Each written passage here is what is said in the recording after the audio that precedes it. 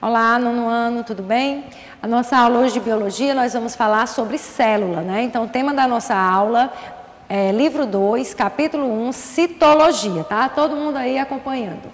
Então, hoje nós vamos estudar o quê? A célula, né? Então, a citologia é a parte da biologia que estuda a célula, tá?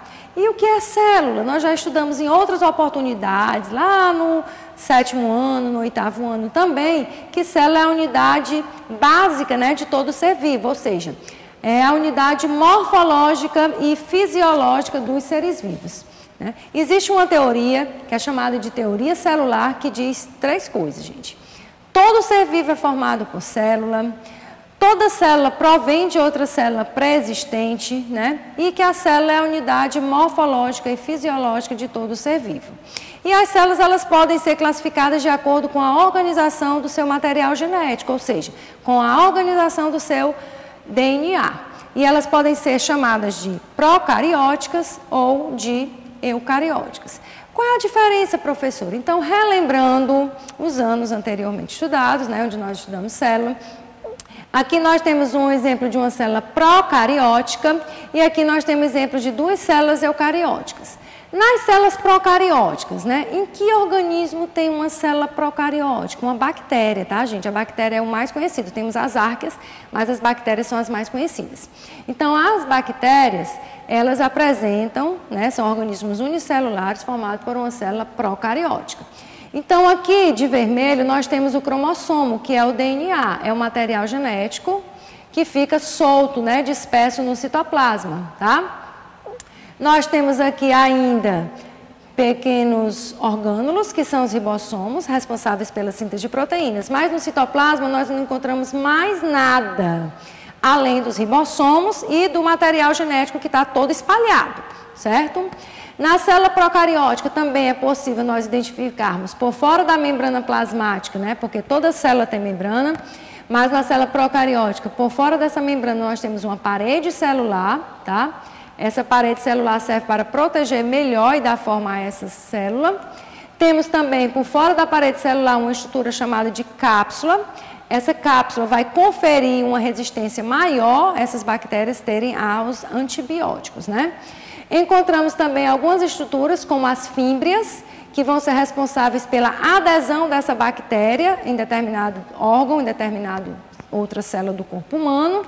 E aqui nós temos o flagelo, que é alongado, né, uma estrutura responsável pela locomoção dessa célula, tá? Já as células eucarióticas, se você comparar, né, a morfologia, você observa que aqui no citoplasma dessas células é toda cheia de coisinhas diferentes, que são quem? As organelas celulares. Né? Temos o complexo de Golgi, temos o retículo endoplasmático, tá? Temos a mitocôndria, os lisossomos, os centríolos, tá? A parede, né? Aqui nós temos ainda os cloroplastos, tá? Né? E aqui a parede celular. Então, no citoplasma, quando a gente observa, há uma complexidade muito maior de organização estrutural, onde cada organela ela vai ter uma função específica. Por exemplo, as mitocôndrias são responsáveis pela respiração celular. O complexo de Golgi é responsável pela secreção de substâncias na célula, coisa que aqui na célula procariótica não encontramos, organelas, tá? Outra diferença está no núcleo. Aqui o DNA fica todo solto no citoplasma, na célula procariótica. Na célula eucariótica, não, ele está aqui compactado, ele está preso, envolvido por uma membrana chamada de carioteca ou membrana nuclear, também conhecida como envelope nuclear, tá? Aqui é um exemplo de uma célula animal e aqui eu tenho um exemplo de uma célula vegetal. Existe diferença entre uma célula eucariótica animal e vegetal, professor? Existe, tá, gente? Existem algumas estruturas, como os centríolos e os lisossomos, que eu encontro na célula animal, mas não encontro na célula vegetal. E assim existem estruturas que eu só encontro na célula vegetal, como a parede celular e os cloroplastos que eu não observo na célula animal. Ok? Bom, quais são as partes fundamentais, né, de uma célula? Nós temos 3 partes básicas: membrana plasmática, o citoplasma e o núcleo. Então, na aula de hoje, nós vamos estudar detalhadamente essa primeira parte, que é a membrana plasmática, tá? Também chamada de membrana celular, porque envolve a célula. Toda célula, gente, tem uma membrana, tá? E ela é muito fina, ó, a espessura dela é em nanômetro, de 6 a 9, 10 nanômetros, dependendo do tipo de célula. Qual é a função dessa membrana? Ela vai separar o conteúdo vivo do conteúdo não vivo, ela vai individualizar a célula, tá? Também vai ser responsável por dar forma àquela célula e vai controlar o que pode entrar ou sair da célula. Por quê? Porque a membrana ela é cheia de buraquinhos, né? Os poros da membrana, que vão permitir esse movimento de substâncias que podem sair da célula e que podem entrar na célula, né? Uma propriedade que nós chamamos de permeabilidade seletiva. A membrana ela vai selecionar o que pode entrar ou não na célula, o que pode, né, ou não sair da célula. Então, nós temos aqui um modelo que foi proposto, né, por Singer Nicolson em 1972. Esse modelo ele ficou conhecido como o modelo do mosaico fluido, tá? Esse modelo, ele mostra aqui, né, a membrana plasmática, gente, ela só pode ser vista com microscópio eletrônico, porque ela precisa de um aumento muito maior do que o microscópio óptico, né? E aqui nós temos duas camadas, ó, aqui é uma camada de fosfolipídios, um tipo de lipídio, né? E aqui é outra camada. Então, tem uma bicamada de fosfolipídios e nessa bicamada eu encontro proteínas, ó, dissolvidas, tá? Pode encontrar aqui na parte de fora glicolipídios, tá? E glicoproteínas, ainda também. E por que esse modelo é conhecido como mosaico fluido? Porque há uma dinâmica, a membrana ela não é uma estrutura parada, gente, ela fica todo o tempo em movimento. E quem permite esse movimento? Tanto a bicamada lipídica ela vai se movimentando de forma fluida, como essas proteínas aqui, ó, movimentos verticais e laterais, tá? Agora nós vamos falar que algumas células, elas, além daquelas funções, elas apresentam especializações, dependendo do tipo. Nós temos as microvilosidades, tá? Que são essas dobras aqui, ó, que aumentam a área de absorção, tá? Celular. Um exemplo de parte órgão do nosso corpo que tem microvilosidade, o nosso intestino delgado, que é onde ocorre a absorção dos nutrientes. Então, essa parte das microvilosidades, ela vai ter o contato justamente com o alimento que vai passando pelo tubo digestório. Então, aumentando assim essa área de absorção dos nutrientes, tá? Nós temos os desmossomos, que são essas estruturas aqui, ó. Aqui eu tenho uma célula desse lado e aqui eu vou ter uma outra célula. Então, para que servem os desmossomos? Para adesão entre células vizinhas, tá? O que é adesão? Permitir que essa célula fique bem grudadinha na outra. Por exemplo, a célula da pele, nós encontramos desmossomos, né? Porque senão qualquer pancadinha na minha pele, ela ia abrir, né? Uma rachadura, tá? Por que isso não acontece? Porque lateralmente, nas células epiteliais, elas apresentam os desmossomos, que grudam, né? Essas proteínas que ficam aqui nos desmossomos, elas permitem uma adesão melhor, uma união melhor entre células vizinhas. E as interdigitações são essas estruturas aqui, que também ficam entre células vizinhas, tá? Lateralmente, né? E aumentam também a coesão e a troca de substâncias, né? Entre essa célula e essa outra aqui que está do lado vizinho.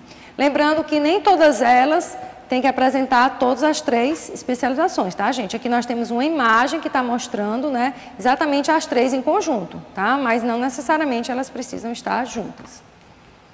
Agora vamos falar sobre os transportes que acontecem através da membrana plasmática, né? Como eu disse, a membrana ela é permeável a determinadas substâncias e impermeável a outras. Nós temos três tipos básicos de transportes que ocorrem através da membrana plasmática.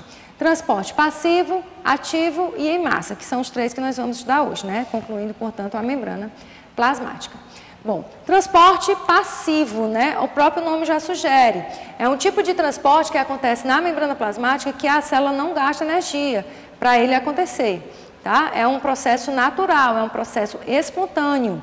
Ele acontece, o que a gente chama de a favor de um gradiente de concentração.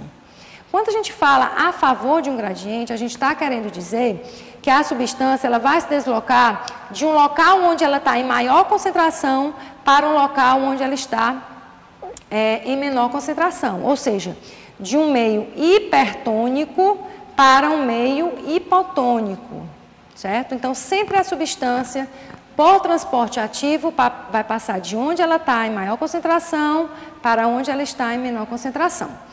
Mas o transporte passivo ele ainda é classificado em três tipos. a difusão, que pode ser simples ou facilitada, tá? Né? O que é a difusão, professora? É um movimento de moléculas, tá? Que podem ser substâncias sólidas ou podem ser também gases. De um local de maior concentração, ou seja, de um local hipertônico, para um local de menor concentração, chamado de hipotônico, até elas ficarem iguais, ou seja, até ficarem em equilíbrio, até elas se tornarem isotônicas, certo? E a difusão, ela pode ser simples, quando ela acontece somente o transporte pelos poros da membrana, ou ela pode ser facilitada quando ela precisa de proteínas que vão carregar o que deve ser passado de um lado para o outro. Então, essa imagem aqui, ela mostra isso aqui. Desse lado direito, eu tenho a difusão simples, aqui é a membrana, tá, gente? A bicamada de lipídios, e aqui eu tenho o poro. Então, na difusão simples, a alta concentração de partículas sólidas são essas bolinhas, elas estão desse lado. E aqui do outro tem a baixa concentração. Isso aqui é a membrana plasmática. Então, como eu falei, o transporte passivo, né, como a difusão, a substância se desloca de onde ela tem mais para onde ela tem menos. A difusão simples utiliza apenas os poros da membrana e a difusão facilitada, ela precisa de uma proteína, tá, que é chamada de permease, que vai facilitar a entrada dessa substância aqui, ó. Ela sozinha, se tivesse um poro desse, ela não conseguia entrar. Então, ela precisa dessa estrutura verde, que é justamente a proteína transportadora, facilitadora, para que essa partícula que está no lado de alta concentração consiga chegar aqui e atravessar a membrana plasmática. Agora, nós vamos falar sobre a osmose, né? O que é a osmose? É a passagem de solvente, que geralmente é a água, através de uma membrana semipermeável, né, de um meio menos concentrado para o meio mais concentrado, ou seja, do hipotônico para o hipertônico. Então, aqui nós temos a membrana semipermeável, tá? O que está representado com as bolinhas azuis é o solvente e o que está representado pelas bolinhas vermelhas, né, é o soluto, tá? Então, observe que o solvente, né, que é a osmose, vai se deslocar de onde? Do meio hipotônico, ou seja, onde tem pouco soluto, para o meio hipertônico, onde tem muito soluto, tá certo? Então, essas bolinhas, ó, elas vão o quê? Vão atravessar essa membrana semipermeável, certo? Aqui nós temos a mesma imagem do livro de vocês, mostrando também, né, duas soluções separadas por uma membrana semipermeável. O que está de lilás é a água, né, que é o solvente, e o que está de bolinha vermelha é o soluto, né? O que é que vai se deslocar, professora? Somente o solvente, ó, vai passar para o outro lado. O soluto, ele não passa, tá? Somente o transporte do solvente, isso é a osmose. Então, nós observamos também a osmose em célula vegetal, tá? Vou dar aqui um exemplo. Por que a gente só deve temperar uma salada, por exemplo, de alface na hora que vai comer, né? Isso é a osmose. Ah, é, tia? É sim. Então, à medida que você coloca naquela alface, que é célula vegetal, um tempero, seja um azeite, seja um vinagre ou um sal, isso vai tornar aquele meio hipertônico. E daí aquela célula, ela vai o quê? Ela vai perder água para o meio. Então, a alface acaba ficando murcha, ok? Bom, agora vamos falar sobre o fenômeno da osmose, ó. Acabei de falar, né? Quando a gente coloca uma célula, isso aqui é uma hemácia, tá? Que é uma célula do sangue, glóbulo vermelho. Quando a gente coloca uma célula no meio hipertônico, o que acontece? A concentração aqui fora é maior do que a da célula. O que a célula faz? A água sai dela para o meio hipertônico, sai do hipotônico para o hipertônico. Então, se a célula perde água, né, ela vai ficar murcha, como é o caso, por exemplo, do alface. No caso aqui da hemácia, nós temos um processo chamado de crenação, ela fica toda enrugada. Tá? Se você colocar no meio isotônico, iso quer dizer igual, então a concentração aqui de fora é a mesma da célula, então não acontece nada. A quantidade de água que sai é a mesma que entra, tá? Então ela não altera o tamanho. E quando ela é colocada no meio hipotônico, né? Hipotônico é aqui fora, então a célula vai ser hipertônica. Então a água se desloca do hipotônico para o hipertônico. O que acontece com essa célula? Ela aumenta de volume, tá? Ela fica túrgida e se isso não parar, ela vai o quê? Ela vai estourar, ó. Tá vendo que ela está estourando? Esse processo é chamado de plasmoptise, é a ruptura, tá? Ou hemólise, no caso da hemácia, especificamente. Agora nós vamos falar sobre transporte ativo. Ativo, uma coisa ativa é aquilo que vai precisar de energia. Então, o transporte ativo, através da membrana plasmática, precisa que a célula gaste energia, tá? Ele ocorre no sentido contrário, é contra o gradiente de concentração, ou seja, a substância se desloca do meio menos para o meio mais concentrado. Nós temos o exemplo de dois sais, sódio e potássio, que estão em concentrações diferentes dentro e fora da célula. Então, aqui vamos só analisar. Aqui eu tenho a membrana da célula, tá? E isso aqui tudo é uma célula. Aqui eu tenho a parte de fora da célula, o meio extracelular, né? E aqui eu tenho o meio intracelular. Os símbolos aqui, ó, potássio, né, que é o K+, ele está em maior concentração dentro da célula, por isso que ele está em negrito, tá? Para exemplificar que tem muito potássio dentro da célula e pouco potássio fora da célula. E o contrário existe com o sódio. O sódio, ele está em concentração maior fora da célula e em menor concentração dentro da célula. O que que acontece? Naturalmente, o potássio, ele vai ser transportado por difusão facilitada para fora da célula. Porém, a célula gasta energia, isso não pode ficar equilibrado, tá? Tem que ficar sempre diferente, essas concentrações dentro e fora da célula. O que que a célula faz? Gasta energia para esse potássio ser bombeado para cá, ó. E o sódio ser bombeado para fora. Isso é o transporte ativo, a célula sempre precisa gastar energia, tá? E o transporte em massa ou em bloco, que é o terceiro e último grupo, né, de transportes que acontece através da membrana plasmática. Nós temos o englobamento de partículas através da membrana. São partículas muito grandes que não conseguem atravessar os poros da membrana, nem com as proteínas, tá? Eles precisam ser englobados de duas formas, ou por fagocitose ou por pinocitose. Nesse exemplo aqui, nós temos a fagocitose. É quando a célula modifica, né, a sua forma, formando essa estrutura aqui que nós chamamos de pseudópodes. Pseudo quer dizer falsos, podes quer dizer braços ou apêndices. Então, esse aqui, gente, seria ó, uma bactéria. O alimento para essa célula aqui, então ela faz isso, ó, ela vem e fecha aqui, ó, de forma que o alimento, né, a bactéria agora vai estar dentro da célula.